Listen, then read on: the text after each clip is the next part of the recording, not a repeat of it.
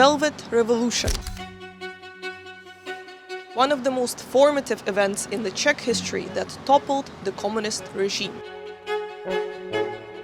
It was a series of protests that were sparked by a peaceful march on November 17, 1989. It then climaxed into millions of people demonstrating all over the country just a few days later. This is how the story is normally presented, but what if I told you that it all started because of a teeny tiny lie that went out of control? In our today's video, we are gonna follow the footsteps of Drahomíra Dražská, a regular 23-year-old girl who took part in the historical march on November 17th. But first, let's get some historical context.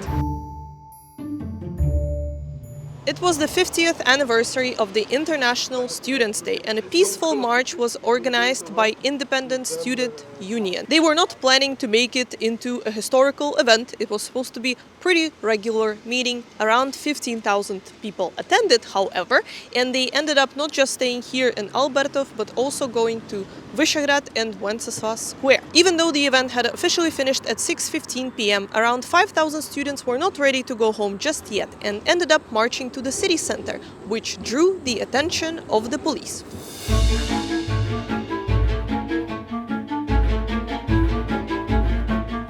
The 23-year-old Drahomíra had only joined the protesters here at Palackého Square by accident. She had no plans to attend the march and was going to meet her friend to go to the movies, but her tram was stopped and she had to get off. She joined the crowd of people that walked down the riverbank. They walked to the National Theatre, reached the National Theatre, took a turn to the National Avenue, and reached my shopping mall at around 7:30 p.m. This is when the riot police, so-called Red Berets, had blocked off the whole street and started using physical force against the protesters, beating them with batons. Drahomíra was hit on the back and in her stomach. She then took hiding in a nearby street and leaned against the wall. That's when a fateful encounter took place. She was noticed by a girl called Miroslava, who asked Drahomíra if she needed help.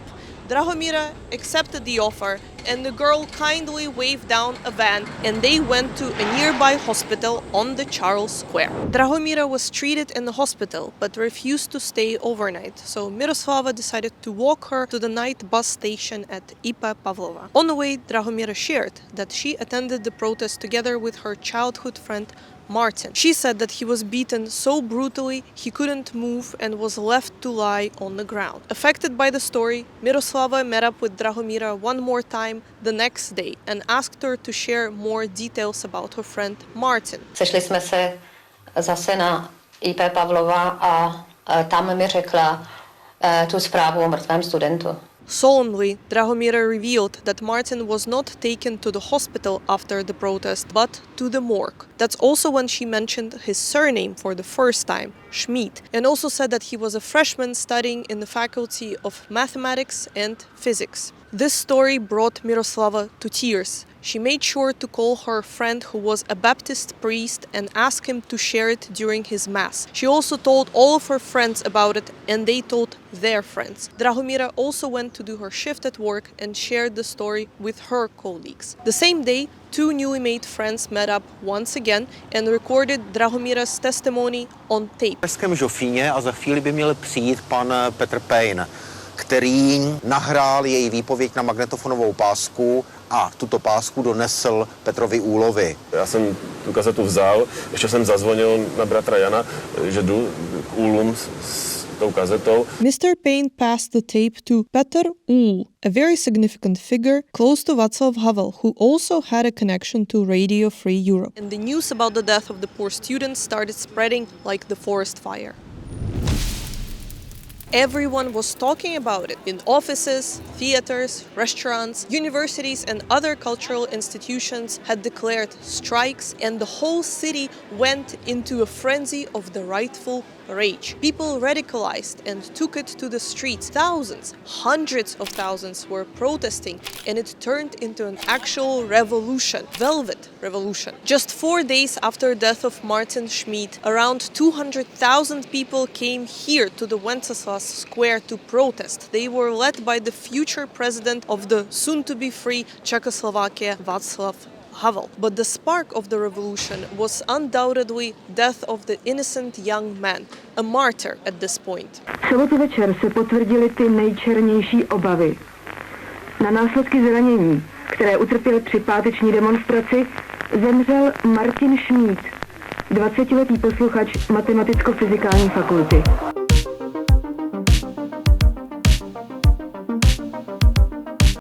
So when four of Martin's classmates knocked on his apartment door and told his dad that his son had tragically fallen victim to the regime, they were really surprised to find out that Martin was alive and well. In fact, his father saw him just a few minutes ago because they attended a theater together. But that's where we learned about his death, students exclaimed. Martin arrived just an hour later after his confused classmates had left and was shocked to find out that the whole city considered him dead and was holding memorial services in his name. Martin's father also became concerned and made a phone call to his acquaintance who worked at Reuters newspaper. He said that there has been a huge mistake and his son was not dead. To that, the reporter said that it could not be true because the news has been confirmed, and if that was true, then he would lose his job. It seemed like the revolution machine was set into motion and nothing was going to stop it. On November 19th, Drahomira gave an interview to the American NBC, but she could not make a successful recounting of the events. She was inconsistent, saying that Martin was a sophomore, not a freshman, as she mentioned initially. And when the interviewer told her that there were no dead Martin Schmidts who studied the faculty of mathematics and physics, she said that maybe he didn't, and she confused him with somebody else. A lie about her childhood friend had started to crumble. Já se znám s Martinem Schmidem. Loni jsem ho viděla, když jsem měla dovolenou, měl prázdniny. Some people who assisted Drahomira in getting the story out there ended up being jailed for spreading false information, and the rest of them pinned her down and demanded the truth. She eventually confessed that she made it all up while she was in the hospital, and the surname Schmidt was just the second surname that came to her head after Novak. Nikdy jsem člověka pod jménem Martin Schmidt neznala a neznám do dneška. Tímto bych se zároveň chtěla omluvit i rodinám, kterým jsem bohužel pravděpodobně svým výmyslem znepříjemnila pár chvil nebo pár dnů a netušili, co s jejich dětma je. Opravdu to byl pouze jenom můj výmysl. Martin Schmidt also had to give an official statement on TV during that time to confirm that he indeed was alive and well. Tady přede mnou je Martin Schmidt, student matematicko-fyzikální fakulty Univerzity Karlovy v Praze. Víte o tom, že se o vás říká, že jste tam byl těžce zraněn a že jste zemřel? To vím, taky poslouchám zprávy. That must have been quite a bizarre experience for him.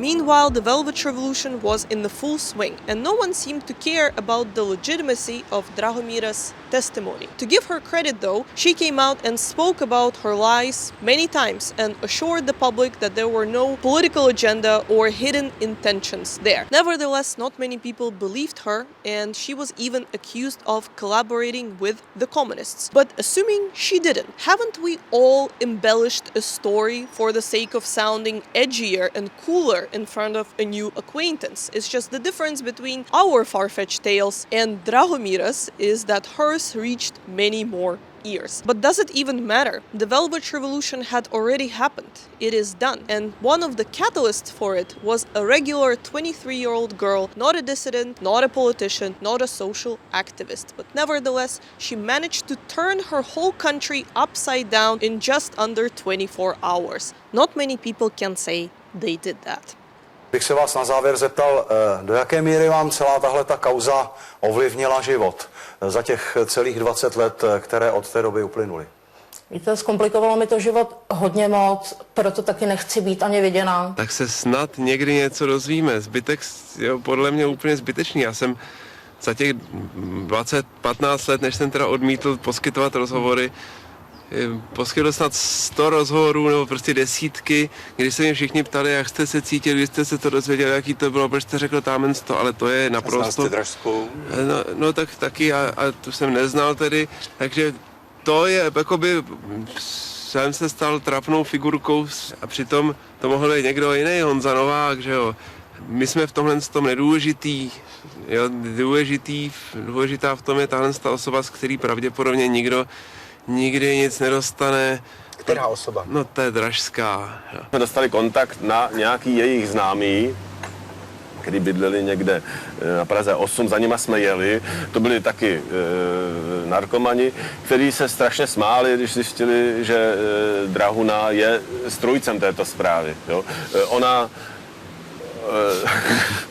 Oni fakt se poprali za břicho, protože ona si vždycky vymýšlela. Oni říkali, že ona třeba ležela někde s nima v nějakém bytě, dělala, že spí a poslouchala, co si povídají a pak to přijala a vyprávěla to jako svoje. Jo? Pro mě to znamená několik věcí zároveň. Vlastně pro zbytek života to znamená taky pro mě celoživotní ostudu, že jsem nalít na živou informaci Drahomíry Dražské, s kterou já jsem se osobně nikdy nesetkal. Vy dodneska máte pocit jistého profesního teda selhání, nebo? Ano. Považuji za nutné se veřejnosti za rozšíření této nepravdivé zprávy omluvit.